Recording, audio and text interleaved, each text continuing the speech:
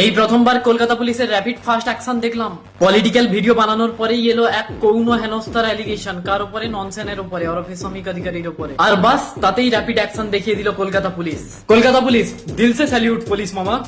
But what the was doing, যখন কলকাতার মধ্যেই একটা মেডিকেল কলেজের হসপিটালে একটা মেয়ে ডাক্তার গেছিল, তখন কি করছিল? তখন তোমার র্যাপিড অ্যাকশনটা কেন স্লো অ্যাকশনে চলছিল?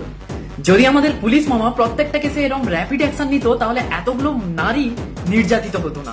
সন্দেশখালী শেখ শাহজাহান হিন্দু পরিবারের মহিলাদের উপর নির্যাতন করতো, তখন পুলিশের র্যাপিড অ্যাকশনটা কেন স্লো অ্যাকশন হয়ে গেছিল? আমি সেটাই ভাবি এখনো পর্যন্ত। আরজি করে কেস সিবিআই দিয়ে তদন্ত, মুর্শিদাবাদের সন্দেশখালীর কেস সিবিআই দিয়ে তদন্ত। সেন্ট্রাল পুলিশ কেন ভাই? তোমরা আমাদের ওয়েস্ট বেঙ্গল পুলিশ কি করছিলে তখন? শ্রমিক অধিকারী ওরফে একটা পলিটিক্যাল কন্টেন্ট।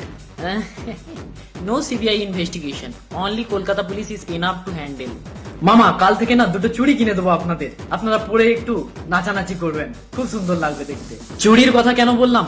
তার কারণ আমি জানি আপনাদের হাতও বাঁধা আমার মতোই। ওপর থেকে যা নির্দেশ আসবে সেটাই আমাদের শুনতে হবে। আমরা ভেতর থেকেও কিছু বলার চেষ্টা করলেও আমাদের মুখে কিন্তু স্টেপলার মারা থাকে আর হাতে কিন্তু একটা চুড়ি পরা থাকে, তো সেই কারণে আমরা কিছু বলতে পারি না। তার কারণ আমি বলি, সন্দেশখালীর শেখ শাহজাহান তিনি কিন্তু ওপর মহলের লোক।